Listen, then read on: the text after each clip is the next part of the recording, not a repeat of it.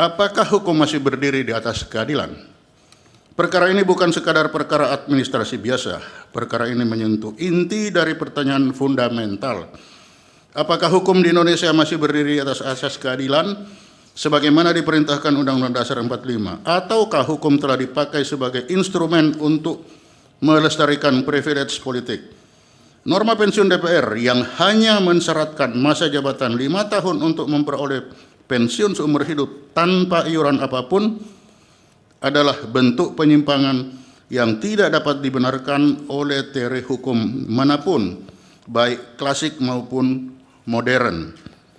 Menurut John Rawls, A Theory of Justice, bahwa ketidakadilan tertinggi terjadi ketika aturan dibuat bukan untuk melayani publik, tetapi untuk melayani kelompok kecil yang membuat aturan itu sendiri.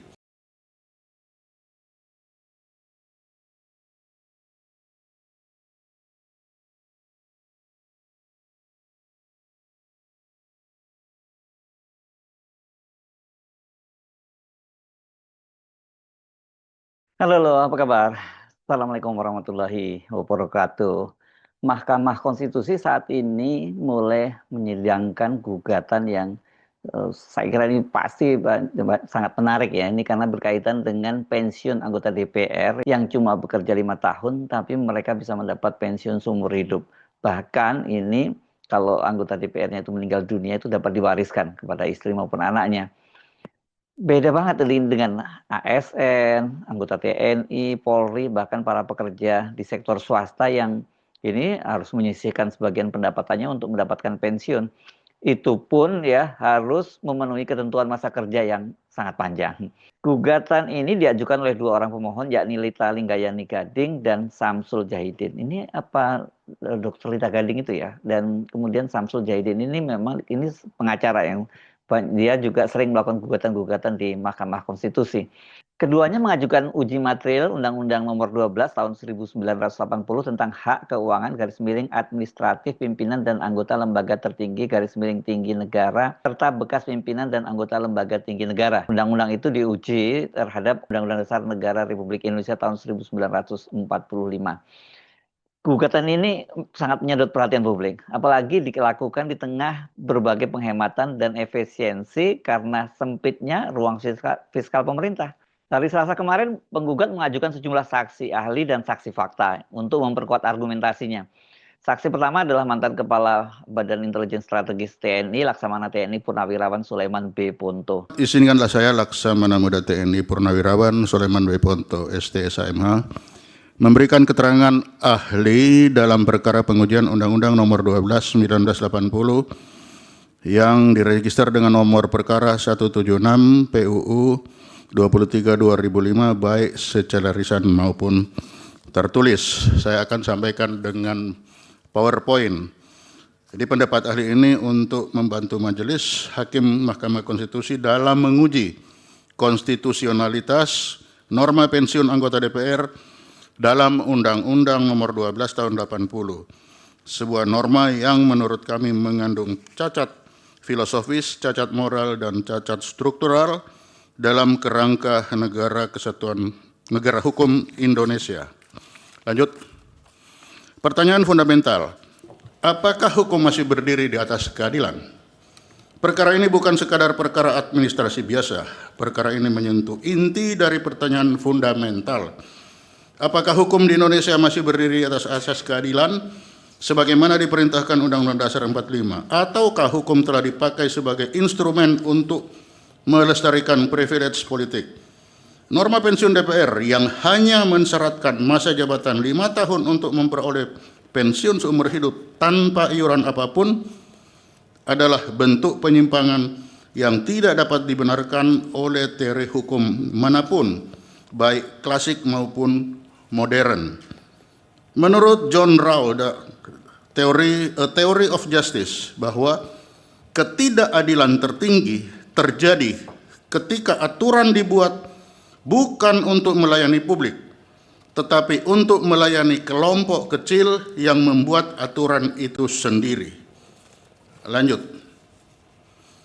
Akar masalah. Akar masalah adalah warisan politik tertutup. Aturan ini lahir dari ruang politik tertutup. Norma ini lahir bukan dari prinsip keadilan distributif, bukan dari kepentingan publik, dan bukan dari pertimbangan rasional administrasi negara. Tanpa akuntabilitas publik, produk massa ketika rakyat belum memiliki mekanisme kontrol langsung terhadap legislatornya, sehingga dapat memuat ketidakadilan yang demikian telanjang. Dan yang ketiga, aturan itu adalah warisan masa otoritarian. Bertahan 4 dekade bukan karena benar, tapi karena tidak pernah diuji dalam kerangka negara hukum demokratis modern. Lanjut. Anomali yang tidak masuk akal. Gustav Radberg mengingatkan kita bahwa hukum kehilangan sifatnya sebagai hukum ketika kita menjauh secara ekstrim dari keadilan. Norma pensiun DPR menunjukkan jarak yang sangat jauh dari keadilan. Pekerja swasta dan ASN mengabdi puluhan tahun dan membayar iuran untuk menerima pensiun proporsional. TNI dan Polri mempertaruhkan nyawa selama 2 dekade atau lebih sebelum layak menerima hak pensiun. Saya menerima pensiun setelah 35 tahun berkarya di militer. Kalau 10 tahun tidak dapat pensiun, gugur. Jadi 20 tahun pensiunnya setengah, tapi 35 tahun baru dapat pensiun. Guru, perawat, dan buruh bekerja seumur hidup, bahkan banyak yang tidak memiliki jaminan pensiun sama sekali. Anggota DPR hanya 5 tahun jabatan, pensiun seumur hidup tanpa iuran, bahkan dapat diwariskan. Pertanyaan mendasar, apakah uang rakyat boleh digunakan untuk membiayai privilege politik tanpa dasar kontribusi dan tanpa batas waktu? Lanjut. Analisis berdasarkan teori hukum. Ketika kita membedah norma ini menggunakan teori hukum klasik dan modern, terlihat jelas bahwa Undang-Undang Nomor 12 1980 merupakan salah satu undang-undang yang tidak layak dipertahankan dalam sistem hukum modern. Yang pertama, unsur keadilan dari Radberg. Keadilan menuntut hak diberikan berdasarkan kontribusi, proporsionalitas, dan keseimbangan. Pensiun DPR tidak memenuhi satupun, tidak ada kontribusi berkesinambungan, tidak ada risiko kedinasan jangka panjang, tidak ada sistem karier. Unsur kepastian hukum. Norma harus dirumuskan dengan standar jelas dan terukur. Undang-Undang Nomor 12 1980 tidak memiliki standar aktuarial, tidak ada dasar perhitungan manfaat, tidak ada dasar syarat masa bakti rasional, tidak ada kewajiban kontribusi. Yang ketiga, unsur kemanfaatan dari Bentham dan Mill. Hukum harus memberikan manfaat sebesar-besarnya kepada masyarakat seluas-luasnya. Pensiun DPR hanya menguntungkan jumlah orang sangat kecil, sementara bebannya ditanggung 270 juta rakyat Indonesia. Gustav Radberg, hukum kehilangan sifatnya sebagai hukum ketika ia menjauh secara ekstrim dari keadilan. Lanjut. State sanction inequality, ketidaksetaraan yang dilegalkan negara. Pengingkaran terhadap keadilan distributif. Pemberian manfaat besar kepada kelompok kecil atas beban publik sangat luas, bukan hanya tidak adil, tapi merupakan bentuk ketidaksetaraan yang dilegalkan negara. Norma ini menciptakan kelas sosial baru dalam politik, kelas penerima privilege permanen, yang hak-haknya tidak sejalan dengan kewajiban atau kontribusi. Tidak ada teori hukum manapun yang dapat membenarkan ketimpangan semacam ini. Lanjut. Perspektif teori administrasi negara dan keuangan negara. Jabatan karier dan jabatan politis. Jabatan karier, struktur kepangkatan, masa bakti panjang, penilaian kerja, risiko kedinasan, kontribusi terukur. Seperti militer, kalau diberhentikan tidak dengan hormat, hilang pensiun, walaupun dia sudah berkarir 30 tahun, bahkan 35 tahun. Jabatan DPR, politis, masa jabatan pendek, tidak ada struktur kepangkatan, tidak ada risiko kedinasan jangka panjang, tidak ada kontribusi. Penyimpangan administrasi, memberikan pensiun jangka panjang kepada jabatan politis, berarti mencampur adukan dua desain administrasi negara yang berbeda secara fundamental. Administratif anomali yang melawan semua teori manajemen publik. Tidak ada legitimasi publik. Tidak pernah ada mandat rakyat yang menyetujui pensiun seumur hidup DPR. Tidak ada akuntabel.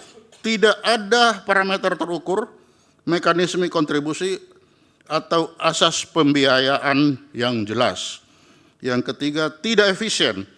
Pemborosan fiskal yang mengalihkan APBN dari layanan publik esensial. Dan yang keempat, tidak adil secara fiskal. Beban ditanggung banyak orang untuk keuntungan segelintir individu. Lanjut.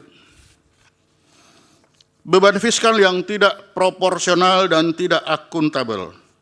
Dari perspektif teori keuangan negara, menurut Musgrave, APBN harus digunakan berdasarkan prinsip legitimasi publik, akuntabilitas, efisien, dan keadilan. Norma pensiun DPR melanggar keempat prinsip tersebut. Kita bisa lihat bahwa 270 juta rakyat Indonesia menanggung beban fiskal pensiun DPR melalui APBN. 560 anggota DPR aktif plus mantan anggota yang terus bertambah setiap periode. Kontribusi iuran 0. Tidak ada kontribusi finansial dari penerima mandat. Non-accountable expenditure. Tidak ada rumus aktuarial, tidak ada parameter umur pensiun, tidak ada pembenaran fiskal rasional, tidak dapat dipertanggungjawabkan secara fiskal maupun moral. Privilege expenditure, belanja istimewa tanpa pembenaran konstitusional, menciptakan long-term fiscal liability, mengurangi kapabilitas belanja untuk pendidikan, kesehatan, dan infrastruktur. Ini merupakan penyalahgunaan skala prioritas fiskal. Lanjut. Norma yang cacat dan tidak dapat dipertahankan. Jika dinilai dari seluruh pendekatan akademik, teori hukum, teori administrasi negara, teori keuangan negara, dan logika keadilan, maka norma pensiun DPR Undang-Undang Nomor 12 Tahun 1980 jatuh sebagai norma yang satu, cacat moral, memberikan privilege tanpa kontribusi, menciptakan ketidakadilan struktural antara politisi dan rakyat.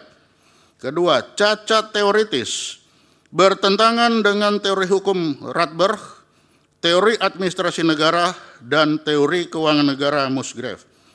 Ketiga, tidak akuntabel, tanpa parameter terukur, kontribusi atau mekanisme pertanggungjawaban fiskal. Cacat struktural, mencampur adukan desain jabatan karier dan jabatan politis yang berbeda secara fundamental. Tidak ada rasional dan tidak adil. Melanggar akal sehat, equality before the law, dan prinsip keadilan sosial dalam Undang-Undang Dasar 1945. Bertentangan dengan Undang-Undang Dasar 45, melanggar prinsip negara hukum, keadilan sosial, dan penggunaan APBN untuk kepentingan publik terbesar. Norma ini tidak memiliki satupun dasar yang dapat dipakai untuk membenarkannya. Norma semacam ini tidak bisa diperbaiki.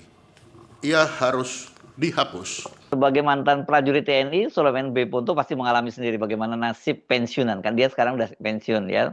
Ini walaupun dia seorang perwira tinggi dan dengan masa pengabdian yang panjang itu, kalau sesuai dengan peraturan pemerintah nomor 19 tahun 2019 itu pensiunnya kecil loh ya. Ini rentangnya itu kalau pejabat tinggi antara 1.643.500 sampai 4.448.100 per bulan. Ya untuk seorang Panglima TNI mungkin yang bintang 4 gitu sekitar berapa ya, tambah-tambah lain itu hanya sekitar 5 juta. Saksi berikutnya adalah seorang dosen dari Fakultas Hukum Universitas Tanjung Pura bernama Salvianus Seko. Nama saya Salvius Seko, hadir dalam persidangan ini sebagai ahli yang dihadirkan oleh pemohon. Sebelum saya memaparkan keterangan tertulis, saya izinkan saya menyampaikan apresiasi atas kesempatan untuk memberikan perspektif keahlian saya dalam perkara nomor 176/PUU strip 33 Romawi garing 2025. Baik, saya akan menyampaikan analisis terkait dengan gaji pensiun anggota DPR RI. Yang pertama, pensiun DPR dari perspektif Pancasila. Dalam konteks gaji, uang pensiun anggota DPR relevansi Pancasila dikaitkan dengan prinsip keadilan sosial dan kepantasan. Yang pertama, sila kedua, kemanusiaan yang adil dan beradab. Pemberian gaji dan pensiun harus mencerminkan rasa kemanusiaan yang adil. Dalam tataran etis, ketika anggota DPR yang hanya menjabat 1 periode, 5 tahun langsung mendapat pensiun seumur hidup. Sementara pekerja sektor lain harus bekerja puluhan tahun untuk mendapatkan hak serupa, misalnya ASN. Nilai beradab menuntut adanya rasa empati terhadap kondisi ekonomi rakyat. Yang kedua, sila kelima, keadilan sosial bagi seluruh rakyat Indonesia. Sila ini memiliki poin krusial. Makna sila kelima menekankan pada proporsionalitas dan pemerataan. Pensiun seumur hidup bagi pejabat politik sering dinilai menciptakan kesenjangan sosial yang tajam dan membebani APBN, yang seharusnya diprioritaskan untuk kesejahteraan umum rakyat banyak. Yang ketiga, dari fungsi distributif negara. Pancasila mengamanatkan negara untuk mengelola kekayaan demi kemakmuran rakyat. Dalam konteks ini, kebijakan gaji dan pensiun harus melewati uji kepatutan publik. Jika tunjangan tersebut dianggap berlebihan di tengah kesulitan ekonomi masyarakat, maka hal tersebut dianggap menjauh dari marwah Pancasila sebagai dasar moral bernegara. Yang kedua, pensiun DPR dari perspektif teori John Rawls. Dalam menganalisis gaji pensiun anggota DPR yang dipilih secara politik dengan gaji pensiun aparatur sipil negara yang dipilih melalui proses seleksi dalam perspektif teori keadilan John Rawls, kita harus mempertimbangkan prinsip-prinsip utama dari teori keadilan John Rawls dan bagaimana harus diterapkan dalam konteks tersebut. Untuk menilai gaji pensiun anggota DPR yang dipilih melalui proses politik dengan gaji pensiun ASN yang dipilih melalui proses seleksi, kita menggunakan berbagai perspektif, termasuk teori keadilan distributif sebagaimana yang diusulkan oleh John Rawls. Berkaitan dengan itu ada beberapa prinsip yang kita gunakan. Yang pertama,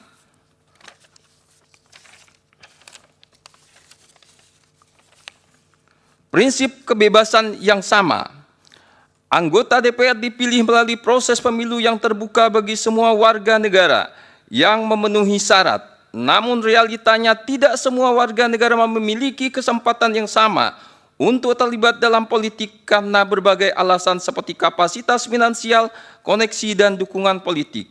Dan anggota DPR mendapatkan gaji pensiun berdasarkan posisi politik yang mereka pegang yang dipilih melalui proses pemilihan umum. Kebebasan dasar untuk berpartisipasi dalam politik dan memperoleh manfaat dari posisi diakui. B. ASN dipilih melalui proses seleksi berjenjang yang memerlukan tes kompetensi dan proses yang transparan. Kesempatan untuk menjadi ASN lebih berdasarkan kualifikasi dan merit daripada faktor politik dan finansial. Dan ASN mendapatkan pensiun berdasarkan masa kerja dan jenjang karir yang didapat melalui proses seleksi terbuka dan transparan. Kebebasan untuk mengakses pekerjaan di sektor publik diakui sejauh memenuhi syarat dan lolos seleksi. Dari sisi kebebasan yang sama, seleksi ASN mungkin lebih adil karena lebih banyak berbasis pada kemampuan individu dan proses yang lebih transparan, sementara pemilihan anggota DPR seringkali dipengaruhi oleh faktor non-meritokratis. Dan dalam konteks kebebasan yang sama, baik DPR maupun ASN memiliki hak yang diakui untuk memperoleh gaji pensiun berdasarkan mekanisme masing-masing. Kebebasan terpenuhi selama setiap individu punya peluang untuk berpartisipasi dalam proses tersebut secara adil. 2. Berdasarkan prinsip perbedaan. A. Anggota DPR. Gaji pensiun tinggi mungkin dibenarkan jika peran mereka menghasilkan kebijakan yang signifikan menguntungkan kelompok yang paling kurang beruntung. Namun dalam praktiknya, manfaat itu sulit diukur dan seringkali tidak langsung dirasakan oleh kelompok tersebut. Dan gaji pensiun yang tinggi untuk anggota DPR dapat dibenarkan jika beban, tanggung jawab, dan risiko yang mereka hadapi cukup besar. Selain itu, harus ada justifikasi bahwa pensiun lebih tinggi memberikan kontribusi yang signifikan terhadap stabilitas politik dan kualitas pengambilan kebijakan, pada akhirnya bisa menguntungkan kelompok yang paling kurang beruntung dalam masyarakat. B. ASN. Gaji pensiun lebih rendah tetapi pasti dan dapat ditebak. Memastikan bahwa mereka yang telah memberikan layanan publik mendapatkan imbalan yang layak di masa pensiun, yang berefek langsung terhadap kestabilan ekonomi mereka. Dan gaji pensiun ASN ditentukan berdasarkan golongan dan masa kerja dengan jumlah yang cenderung lebih stabil dan dapat diprediksi. ASN merupakan tulang punggung administrasi negara dan gaji mereka harus cukup untuk mencerminkan kontribusi mereka selama ini serta memberikan kesejahteraan di masa pensiun. Dalam perspektif teori John Rawls tersebut, gaji pensiun ASN memang lebih mencerminkan prinsip keadilan dibanding gaji pensiun anggota DPR dengan pertimbangan. 1. Gaji pensiun DPR hanya bisa dianggap adil jika terbukti menghasilkan manfaat yang signifikan untuk publik, terutama bagi yang paling kurang beruntung, dan jika proses pemilihannya benar-benar demokratis dan inklusif. Dan gaji pensiun anggota DPR yang tinggi dapat dianggap adil hanya jika memberi manfaat signifikan bagi masyarakat, khususnya bagi kelompok yang kurang beruntung, dan jika kesempatan untuk menjadi anggota DPR tersedia secara adil. 2. Gaji pensiun ASN kemungkinan lebih adil mengingat prinsip kebebasan yang sama dan prinsip perbedaan lebih terrefleksikan dalam proses seleksi mereka. Dan gaji pensiun ASN yang lebih terstandarkan mencerminkan prinsip perbedaan dan kesempatan yang adil. Sejauh proses seleksi ASN dilakukan secara transparan dan akuntabel. Terakhir, kesimpulan, secara konstitusional, gaji dan pensiun DPR memang diatur dalam undang-undang, namun dalam konteks Pancasila, kebijakan tersebut harus mengedepankan keadilan substantif daripada sekedar legalitas formal, guna menghindari diskriminasi terhadap profesi lain di Indonesia. Sedangkan dari perspektif teori keadilan John Rawls, kebijakan gaji pensiun DPR dan ASN harus dievaluasi untuk memastikan kontribusi nyata masing-masing terhadap kesejahteraan publik dan memberikan kesempatan yang setara bagi semua individu. Dengan demikian, menurut pendapat saya sebagai ahli, norma Aquo sudah sepatutnya dinyatakan bertentangan dengan Undang-Undang Dasar Negara Republik Indonesia tahun 1945. Demikian, terima kasih yang mulia. Sebagai dosen, ini berarti dia adalah seorang aparatur sipil negara yang juga mendapat, kenapa aparatur sipil negara, karena di dosennya di universitas negeri ya. Dia juga mendapat pensiun, tapi masa kerjanya itu sangat panjang ya. Kalau dia bergelar doktor itu usianya bisa sampai, usia pensiunnya sampai 65 tahun, tapi kalau profesor itu sampai 70 tahun. pensiunnya ya beti lah itu. Tapi kalau golongannya sama ya kira-kira sama lah dengan TNI dan Polri itu. Berikutnya ini Dimas Yoga, dia adalah seorang wartawan. Saya Dimas Yoga Pratama, SIP, bertempat tinggal di Jalan YM Sabran Gang Angsana, Tanjung Hulu, Pontianak Timur, Kalimantan Barat.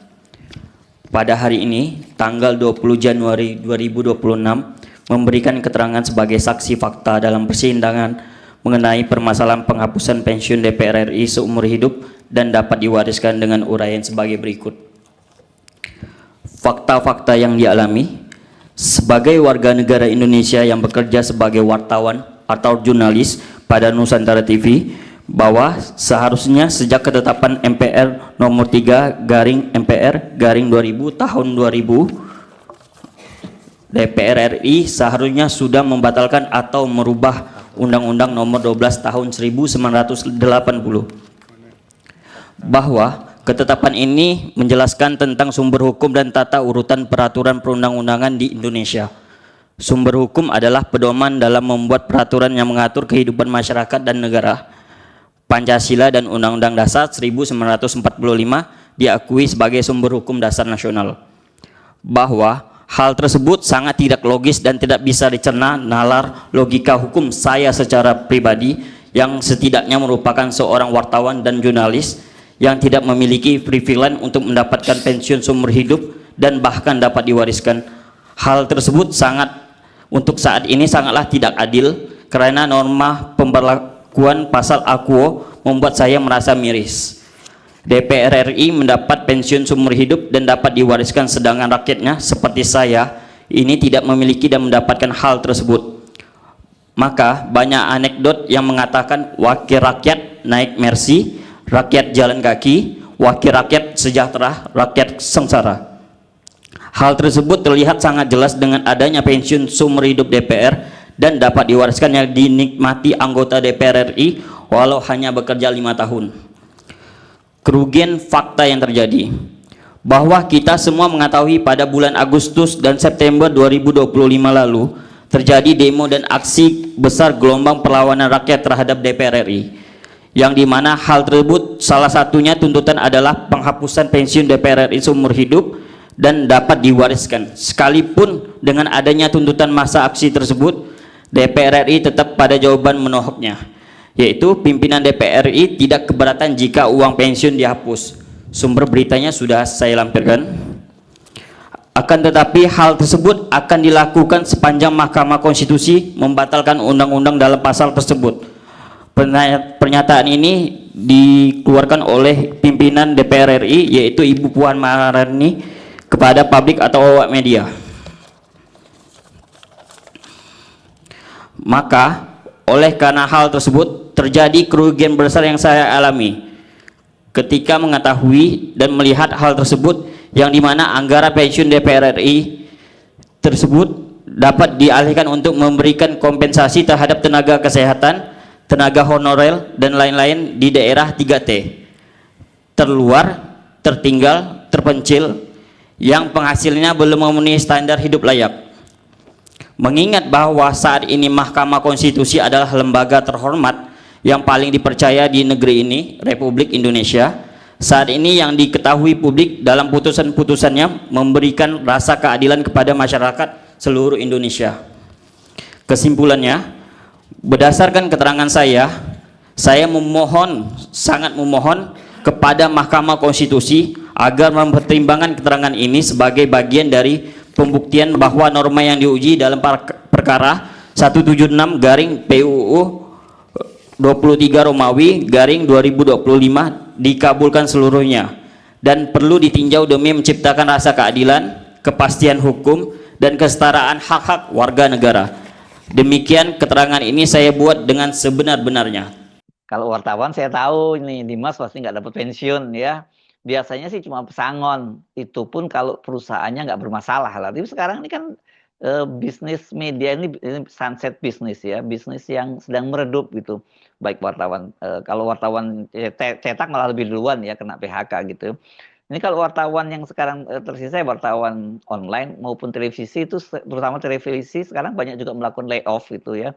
Jadi kalau PHK ya mereka mungkin hanya dapat uang pesangon bukan uang pensiun. Saksi berikutnya ini Tris Setiawan, dia pekerja swasta. Baiklah, saya yang bertanda tangan di bawah ini atas nama Tris Setiawan, SH, yang akan memberikan sebagai saksi fakta dalam perkara nomor 176/PUU nomor 23 tahun 2025.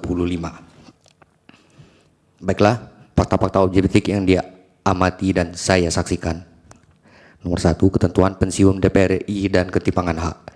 Berdasarkan ketentuan dalam UU nomor 12 tahun 1980 yang tentang uang pensiun, dan juga ketentuannya diatur dalam pasal 12 ayat 1 dan perhitungannya juga diatur dalam pasal 13 ayat 2.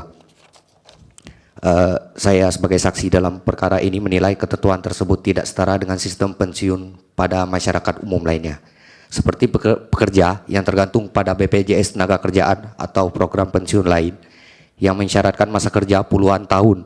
Mereka menyatakan bahwa pensiun otomatis tanpa syarat masa kerja panjang menciptakan ketimpangan hak antara anggota legislatif dan warga negara biasa, dan kerugian fiskal nyata dan ketidakadilan pajak. Saya sebagai warga negara yang taat membayar pajak, saya merasakan kerugian nyata karena sebagian dana pajak digunakan untuk membayar pensiun anggota DPR RI secara seumur hidup, padahal masa jabatan mereka bersifat hanya sementara.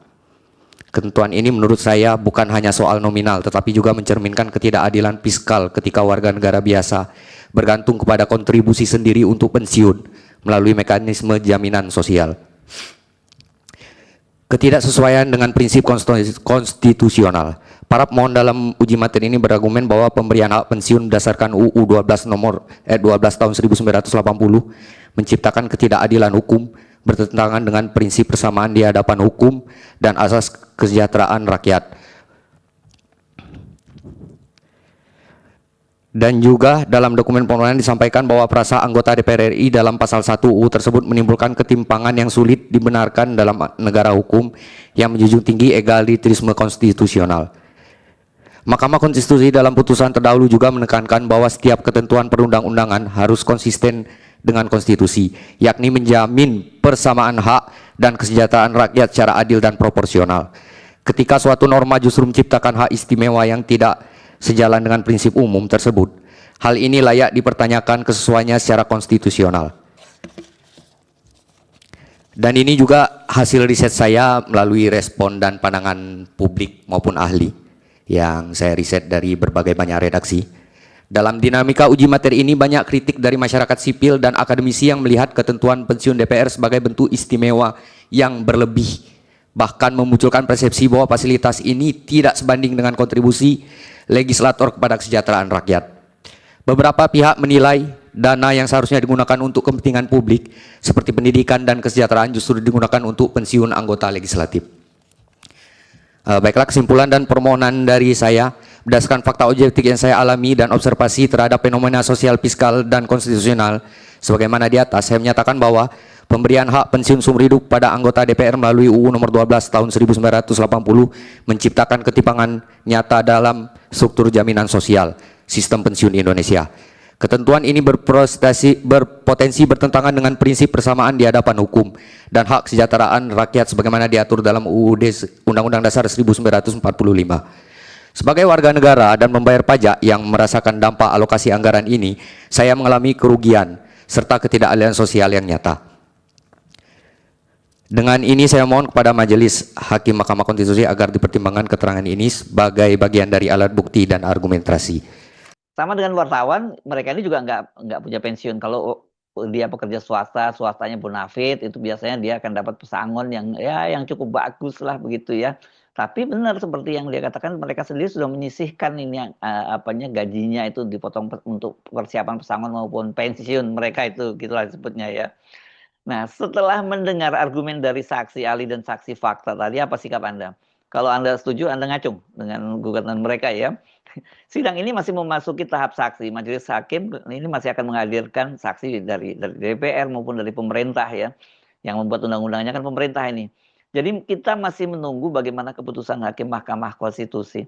Tapi kalau melihat putusan-putusan Hakim Mahkamah Konstitusi belakangan ini ya, setelah bukan eranya Jokowi itu, putusan dari Mahkamah Konstitusi itu kelihatannya lebih banyak mendengar nalar akal sehat, nalar publik begitu ya, ketimbang nalar kekuasaan. Nah, kita akan uji dalam kasus ini bagaimana keputusan dari Mahkamah Konstitusi. Saya Rusbun Arif, sampai jumpa lagi. Wassalamualaikum warahmatullahi wabarakatuh.